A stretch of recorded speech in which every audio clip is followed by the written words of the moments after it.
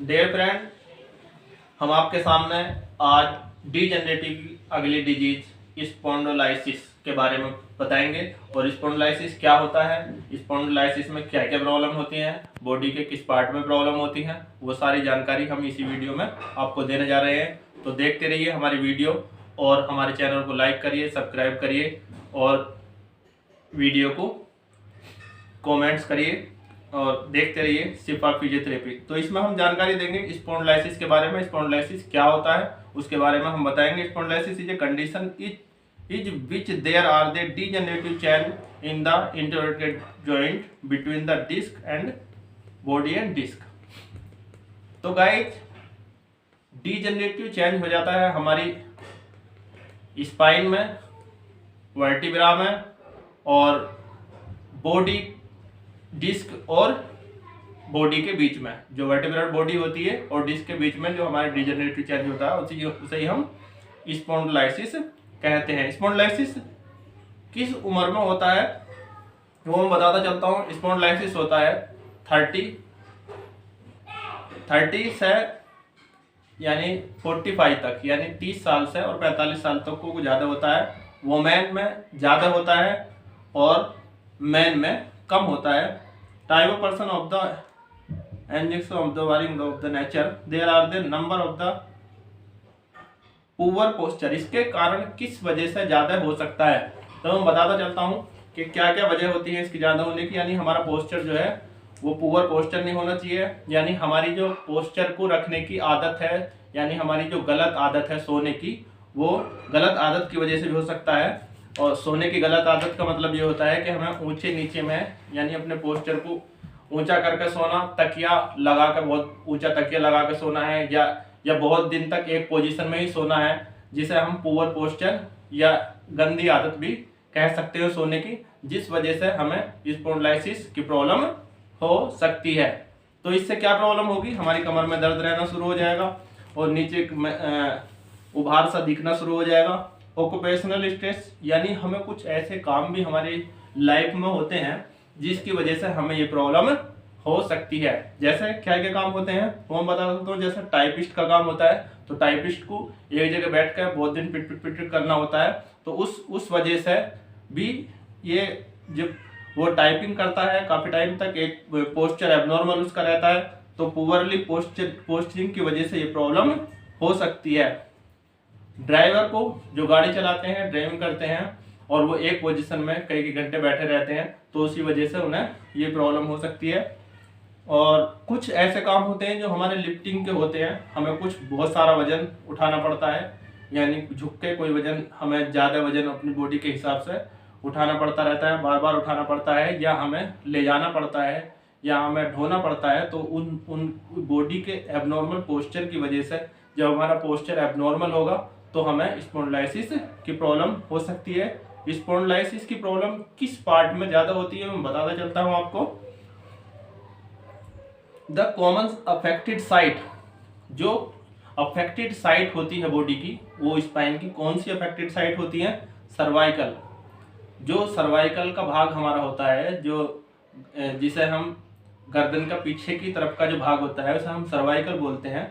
उस सर्वाइकल की जो C1 से T1 तक की, यानी थोरेसिक की एक बोन, और C4 से T1 तक की जो बोन है, उनमें होने के चांस ज़्यादा होते हैं, क्योंकि हम जब हमारा पोस्चर तकिया लगाने का, ज़्यादा तकिया लगाने की वजह से ये प्रॉब्लम हमें हो सकती है। और अगली साइट है लंबर। तो लंबर में L2 से L4 तक, लंबर स्पाइन में कहाँ होती है, L2 से L4 तक ज़्यादा हो सकती है, और थोरेसिक में T4, T5, T6 तक ज़्यादा ये प्रॉब्लम हमें देखने को मिलती है। डीजनरेटिव डिजीज की स्पॉन्डिलोलाइसिस है। It is the important of note that although these are the level of which the change start, there are the effect in the other part of the spine where there are the compository adjustment। तो इसमें क्या क्या problem हो सकती है, इसकी pathology मैं आपको बताता चलता हूँ। कि इसमें क्या क्या प्रॉब्लम हमारी स्पाइन के अंदर, डिस्क के अंदर, वर्टिब्रा के अंदर, हड्डी के अंदर, नसों के अंदर क्या क्या हमारी प्रॉब्लम हो सकती हैं, वो मैं आपको अभी जानकारी दूंगा। और अभी आपको मैं इसके बारे में बताऊंगा कि लिगामेंट में क्या प्रॉब्लम होती है और मसल्स में क्या प्रॉब्लम होती है, वर्टिब्रल बॉडी में क्या प्रॉब्लम होती है, डिस्क में क्या प्रॉब्लम होती है, वो सारी जानकारी मैं आपको अभी के अभी इसी वीडियो में आपको देने जा रहा हूँ। पैथोलॉजिकल चेंज क्या क्या होते हैं मैं बताता हूँ आपको।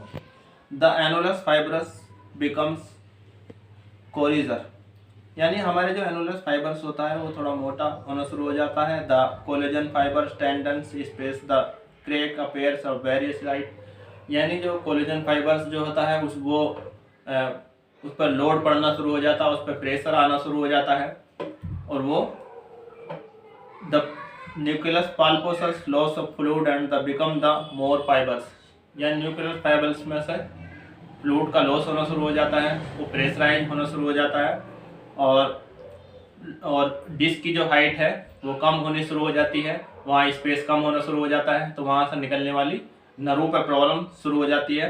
द चेंज अगर the part of the ageing process, उसका जो एजिंग प्रोसेस है उसमें भी प्रॉब्लम शुरू हो जाती है। वर्टिब्रल बॉडी में क्या प्रॉब्लम होती है मैं बता देता हूँ। Lipping of the vertebral body जाकर, this is due to the alteration of the disc mechanics producing traction of the periosteum of the attachment of the annulus fibrosis, यानी हमारा एक खिंचाव होना शुरू हो जाता है किसी भी साइड को, हमारी जो वर्टिब्रल बॉडी है उसमें एक साइड को, किसी भी साइड को हमारा जो खिंचाव शुरू हो जाता है। There can the decalcification within the body with the produce of the cruise structure, body के अंदर जो वर्टिब्रल बॉडी है उसमें वो अफेक्ट होनी शुरू हो जाती है और उसी वजह से वहाँ दर्द बनना शुरू हो जाता है और वे जो पार्ट है वो उभरा वासा और दिखाई देना शुरू हो जाता है। लिगामेंट में क्या प्रॉब्लम आते हैं, लिगामेंट हमारे जो है, लिगामेंट में contact of thickness specially the side, यानी वहाँ के जो लिगामेंट हैं वहाँ वो मोटे होने शुरू हो जाते हैं, वो थिकनिंग दिखाई देते हैं, मोटे दिखाई देते हैं।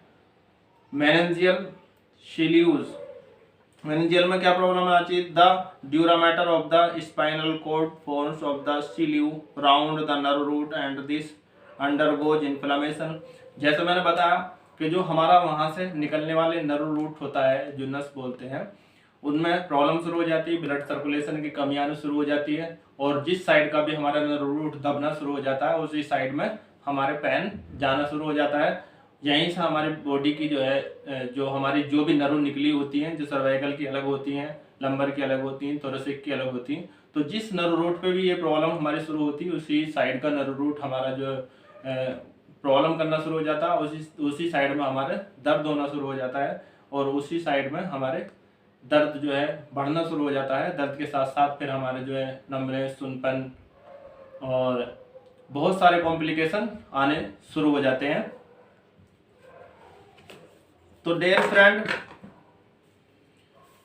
ये अभी हम जो बात कर रहे हैं स्पॉन्डिलाइसिस की बात कर रहे हैं, बहुत बड़ा चैप्टर है और बहुत बड़ा फील्ड है इसका, इसके बारे में आगे को हम बात करेंगे नेक्स्ट वीडियो में।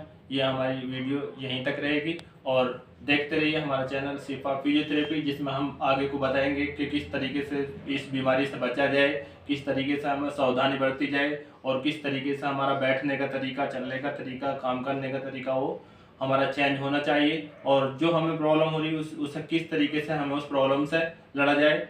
और तो देखते रहिए कि हमारा चैनल शिफा फिजियोथेरेपी, और स्वस्थ रहिए और खान पीने पर ध्यान रखिए और अपना बॉडी का पोस्चर बिल्कुल मेंटेन रखिए। Thank you guys.